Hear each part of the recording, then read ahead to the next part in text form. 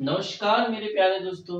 जैसा कि आपको पिछली कक्षा में जैसा कि हमने आपको बता दिया था वृत्त के बारे में।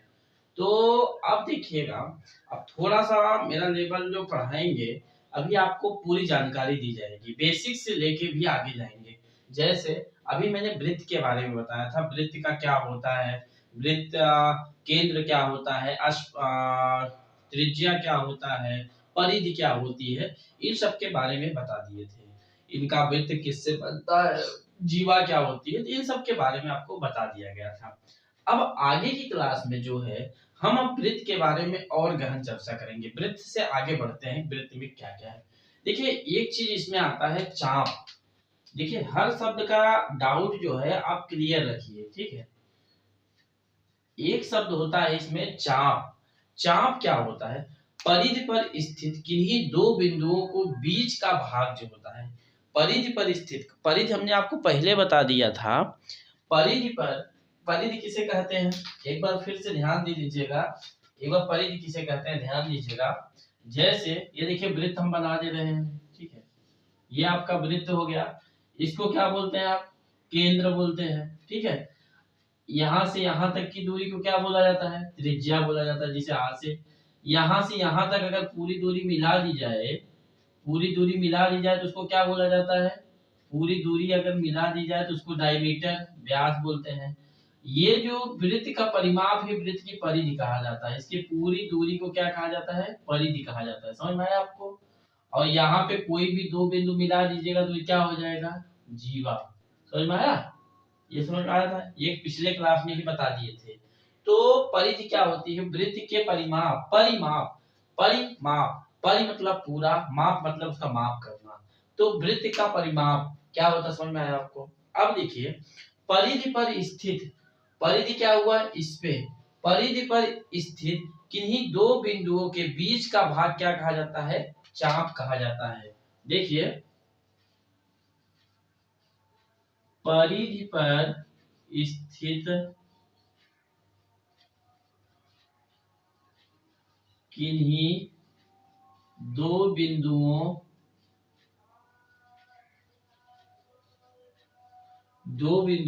के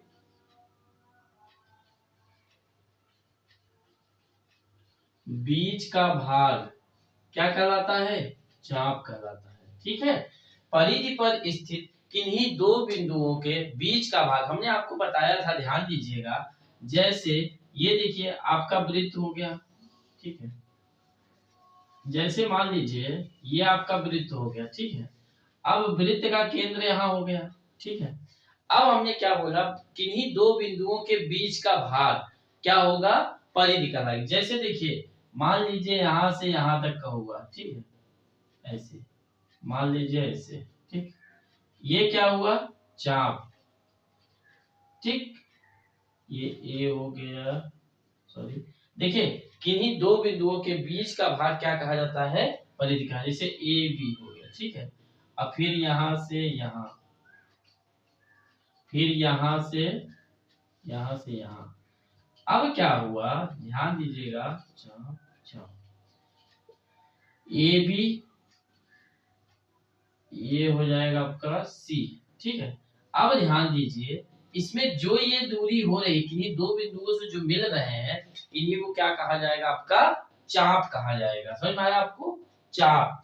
जैसे चित्र में देखिए, चित्र में ए बी, चित्र में ध्यान दीजिएगा, जैसे चित्र में ए बी, बी सी और सी ए क्या है? चाप है। समझ में आया? ए बी, बी सी और सी ए क्या है? ये वृत्त के चाप है। चाप के बारे में समझ में आया? किन्हीं दो बिंदुओं, परिधि पर स्थित किन्हीं दो बिंदुओं को आपस में मिलाने पर जो आकृति प्राप्त होती है उन्हें वृत्त का चाप कहा जाता है, ठीक है? जैसे हमने आपको तीन चाप के बारे में बता दिया, ठीक है? अब ध्यान दीजिए, इसको नोट कर लीजिए। अब एक आता है आपका वृत्तखंड। एक शब्द क्या आता है मेरे प्यारे दोस्तों? अब ध्यान दीजिएगा, देखिएगा, इस चीज को एकदम माइंड में बैठा के चलिए, क्योंकि बहुत इंपॉर्टेंट है ये शब्द क्या है? जैसे चाप हुआ, वृत्तखंड हुआ, लघुखंड हुआ, दीर्घ वृत्तखंड हुआ, अर्धवृत्त हुआ, वृत्त, स्पर्श रेखा, चक्रीय, इस सब के बारे में भी बताएंगे। तो ये सब क्या है, सवाल में आते हैं, तो इसको आप नोट करते जाइए, ध्यान बैठाते जाइए किसमें क्या है। जैसे एक आ गया वृत्तखंड,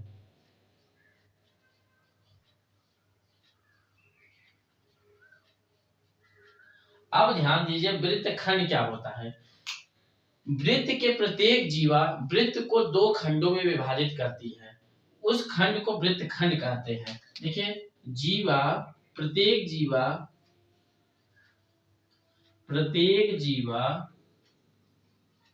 वृत्त को 2 वृत्त को 2 खंडों में विभाजित करना ना, 2 खंडों में विभाजित करना ही क्या कहा जाता है, वृत्तखंड। समझ में आया आपको।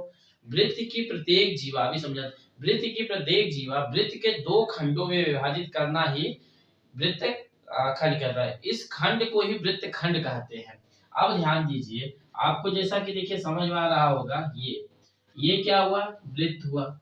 मैंने क्या लिखा है, वृत्त की प्रत्येक जीवा, ठीक है। अब मान लीजिए यहां से हमने कोई जीवा खींच दिया, हमने बताया था, मान लीजिए ए बी, ठीक है। अब इसमें क्या कहा गया, प्रत्येक जीवा वृत्त को 2 खंडों में विभाजित करती है। समझ में आया आपको, प्रत्येक जीवा वृत्त को कितने खंडों में विभाजित करती है, 2 खंडों में विभाजित करती है। ये समझ में आया। अब ध्यान दीजिए, जैसे हमने यहाँ पे जीवा खींच दिया, अब देखिए इसके 2 खंड बन गए कि नहीं ना। तो याद रखिएगा, जब भी इसी में ये 2 खंड हुए, ये ऊपर वाला नीचे वाला, ठीक है।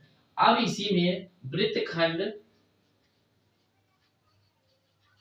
वृत्तखंड 2 प्रकार के, कितने प्रकार के, 2 प्रकार के।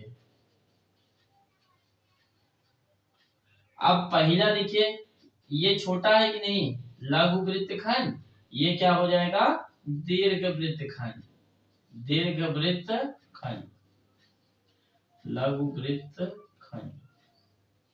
समझ में आया आपको। प्रत्येक जीवा वृत्त को 2 भागों में विभाजित किया जाता है।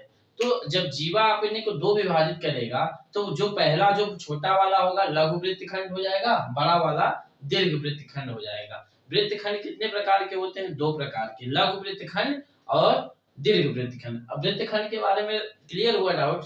ओके, चलिए आगे बढ़ते हैं। अब आते हैं अर्धवृत्त के बारे में। अर्धवृत्त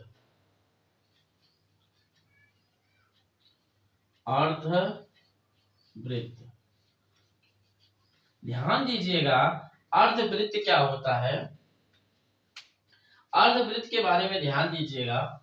देखिए आप से देखिए, इसमें आप शब्द से ही समझ जाएंगे कि कुछ चीजें आधा है। अर्धवृत्त खंड, समझ आया। आप इसके भाषा से समझ जाइएगा कि इसमें कुछ तो घपला है या आधा है। वृत्त का व्यास, देखिए वृत्त उस समय की बात थी, देखिए अभी वृत्त का व्यास वृत्त को 2 बराबर भागों में बांटा जाता है। वृत्त का व्यास वृत्त को 2 बराबर भागों में या 2 बराबर खंडों में विभाजित करता है। प्रत्येक खंड को क्या कहा जाता है, अर्धवृत्त। वृत्त का व्यास, लिख लीजिए, वृत्त का व्यास वृत्त को 2 बराबर खंडों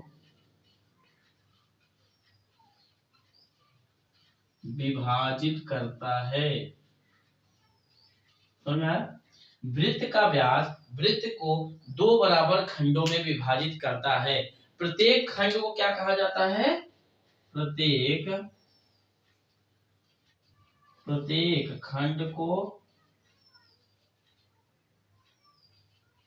अर्धवृत्त कहते हैं।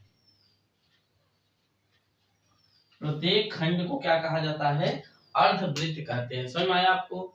वृत्त, अर्धवृत्त किसे कहते हैं, वृत्त का व्यास। अभी आप बोलिएगा सर अभी आपने बताया था, देखिए ध्यान दीजिएगा, वृत्तखंड और अर्धवृत्त में क्या अंतर है, ध्यान दीजिएगा। लघु वृत्तखंड, दीर्घ वृत्तखंड अभी हमने बताया था, ध्यान दीजिएगा। हमने अभी जो वृत्तखंड बताया था उसमें जीवा काटता है। तो जीवा क्या है, वृत्त के सेंटर में नहीं रहेंगे। ध्यान दीजिए, इस चीज को समझिएगा आप। ये हुआ आपका वृत्त, मैं दो वृत्त आपको समझा दे रहा हूं, देख लीजिएगा। ये क्या हुआ आपका वृत्तखंड, ये क्या हुआ वृत्तखंड, और इसको क्या बोलते हैं अर्धवृत्त, अभी बना रहे हैं, ठीक है। इस दोनों में डिफरेंस देख लीजिएगा, ध्यान दीजिएगा, ध्यान से समझिएगा। देखिए केंद्र दोनों में है सेम, ठीक है। अब ध्यान दीजिए, हमने कहा वृत्तखंड में जीवा जो होती है, जीवा किन्हीं दो बिंदुओं को मिला दीजिए, किन्हीं दो बिंदुओं को मिला दीजिए, उनमें मान लीजिए यम यन हो गया। अब ये क्या हुआ, दो बराबर भागों में बांट दिए। तो इसमें ये देखिएगा, ये लघु हो गए, लघु मतलब छोटा, ये क्या हुए दीर्घ हो गए, समझ में आया? ये लघु हुए, ये दीर्घ हो गए वृत्तखंड में। अब हमने अर्धवृत्त की बात किया। वृत्त में क्या है, वृत्त का व्यास, व्यास कभी भी जो वृत्त का केंद्र से होकर गुजरेगी, वृत्त के केंद्र से, जब वृत्त के केंद्र से गुजरेगी तो हमेशा उसका क्या हो जाएगा आधा, समझ में आया आपको, आधा। तो वृत्त का व्यास वृत्त को दो बराबर भागों में, वृत्त जब वृत्त अर्धवृत्त होगा तो दो बराबर भागों में होना चाहिए, उसी को अर्धवृत्त कहा जाता है, समझ में आया? दो बराबर भाग में। तो अर्धवृत्त को बांटता कौन है, हाँ व्यास। अर्धवृत्त को व्यास जब दो बराबर भागों में कहेगा तो उसे क्या कहा जाएगा, व्यास, समझ में आया आपको? अब ध्यान दीजिएगा, ये अब मान लीजिए यहाँ पे हम x या y कर दिए। अब देखिए इसमें लिख सकते हैं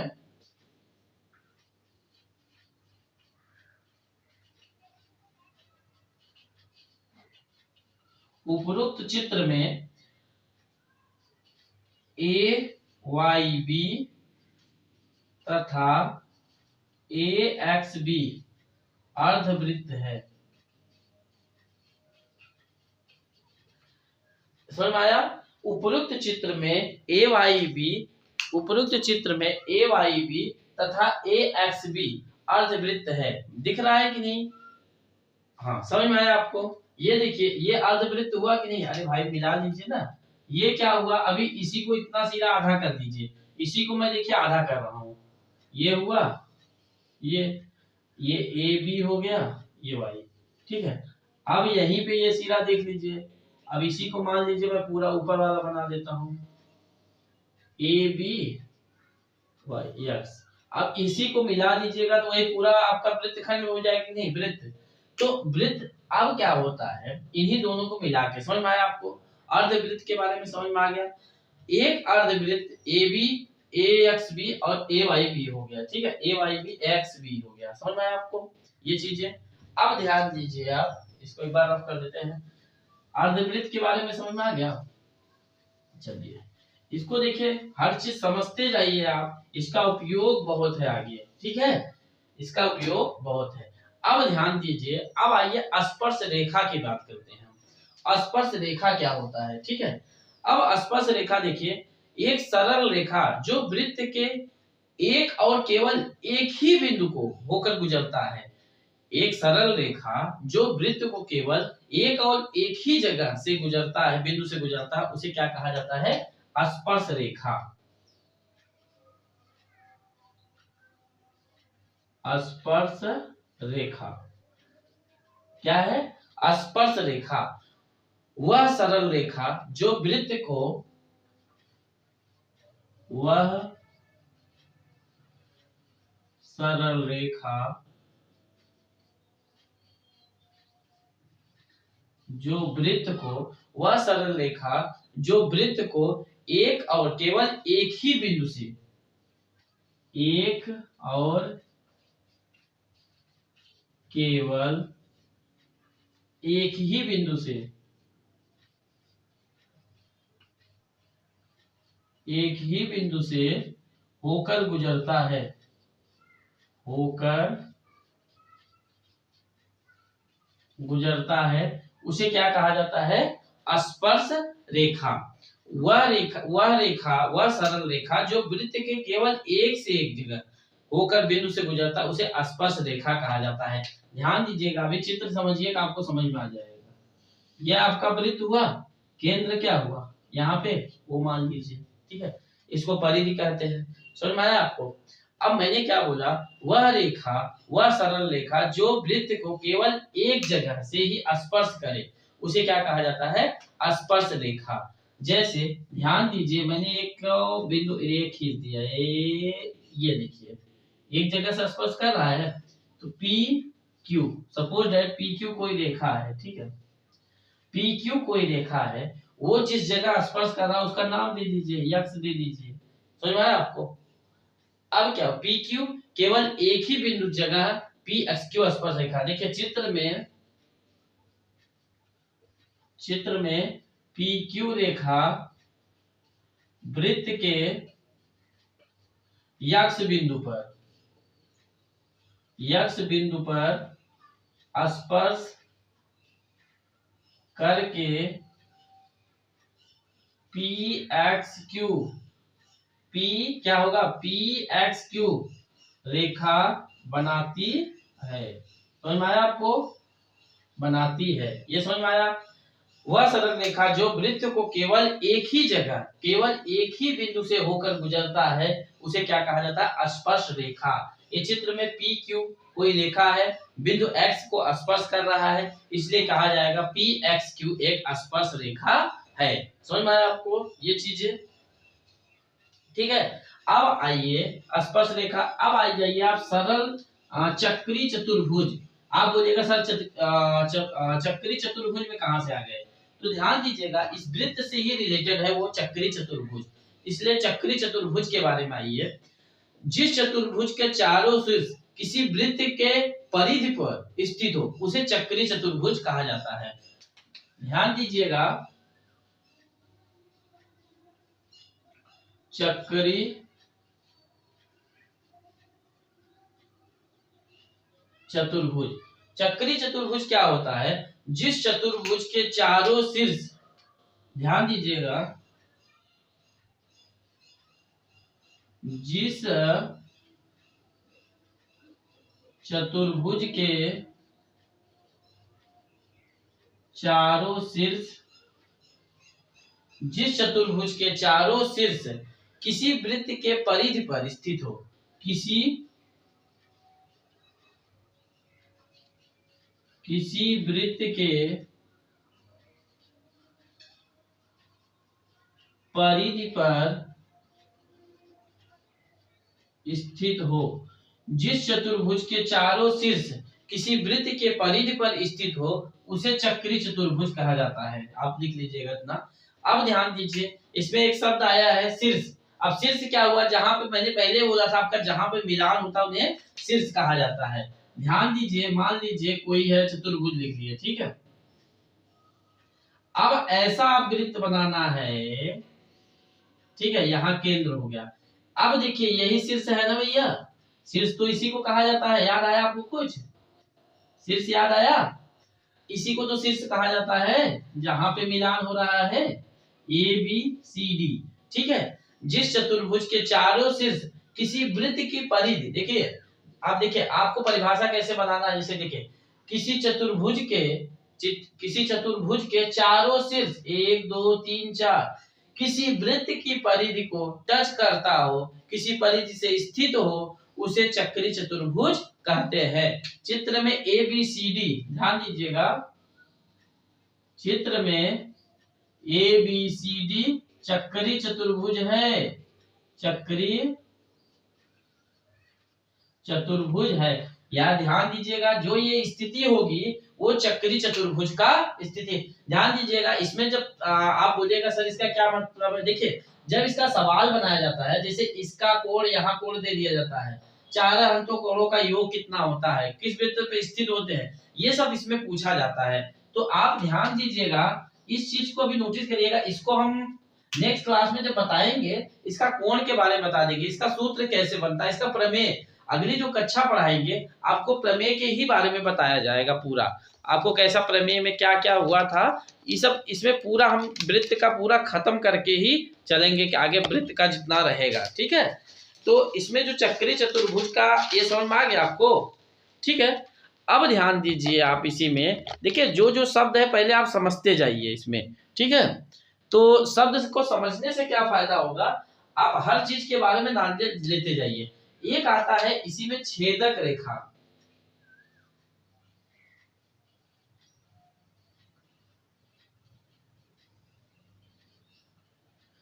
अब देखिए छेदक रेखा क्या होता है, वृत्त के बाहर एक तरफ से दो भागों में बांटती हुई जो रेखा निकलती है, सॉरी, वृत्त के बाहर से एक तरफ से वृत्त को दो भागों में बांटती हुई जो रेखा निकलती है उसे क्या कहते हैं, छेदक रेखा कहते हैं।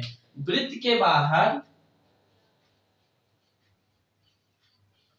वृत्त के बाहर, ध्यान दीजिएगा, वृत्त के बाहर एक तरफ से, एक तरफ से, वृत्त के बाहर एक तरफ से दो भागों में, दो भागों में बांटती हुई, दो भागों में बांटती हुई जो दूसरी तरफ निकलती है, जो दूसरी तरफ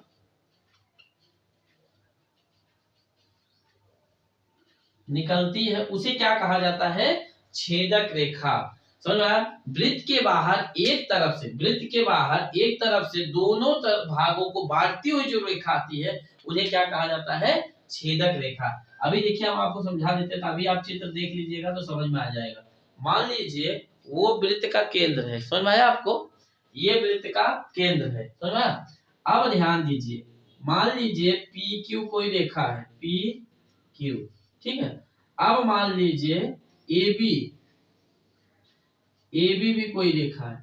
अब ध्यान दीजिए जो जो रेखा एक तरफ से जो निकल रही है, चित्र में पी क्यू और आर एस, सॉरी, चित्र में यहां लिख लीजिएगा, चित्र में पी क्यू तथा ए बी दो छेदक रेखा है।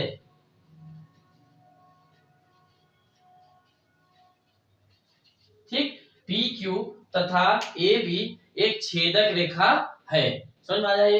अब देखिए आप बोलिएगा सर ये देखिए ये आप छेदक रेखा, चक्री चतुर्भुज, ये दिमाग बैठाइए, इसका उपयोग होगा जब आगे इसका खत्म होगा ना चैप्टर, इस सब पे सवाल बताया जाएगा, लेकिन आपको इसको दिमाग बैठाए रखिए कि क्या क्या आ रहा है, ठीक है। ये जैसे आपको सवाल लगा रहे, अब छेदक रेखा आ गया तो समझिए, छेदक रेखा की बात आए माइंड बना लीजिए कि वृत्त के बाहर से एक तरफ से दो भागों में जो बांटती हुई रेखा आती है उसे क्या कहते हैं, छेदक रेखा कहते हैं। ये एक नोट करके लिख लीजिए, किसी वृत्त में अनंत छेदक रेखा खींची जा सकती है, यहां नोट करके लिख लीजिए, किसी वृत्त में अनंत छेदक रेखा खींची जा सकती है, किसी वृत्त में एक अनंत छेदक रेखा खींची जा सकती है। तो आज के लिए इतना था क्लास में। देखिए वृत्त, चाप और स्पर्श हो गए।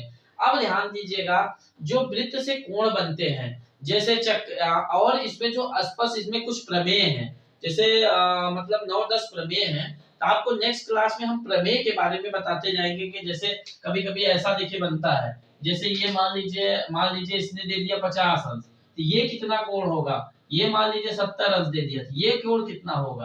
कभी कभी सवाल ऐसे बना देते हैं, कभी कभी मान लीजिए इसमें ऐसा कर दिए, ठीक है, मान लीजिए बना दिए, अब यहाँ पे दे दिए 90 अंश, तो इसका मान लीजिए 46 अंश दे दिए, इसका मान कैसे निकालेंगे, तो इस सब के बारे में हम प्रमेय में एक बार फिर से नोट करा देंगे। तो आप नेक्स्ट क्लास में जो होगी फिर वृत्त के बारे में ही एक आगे की क्लास लाएंगे, ठीक है। मिलते हैं नेक्स्ट क्लास में, नमस्कार।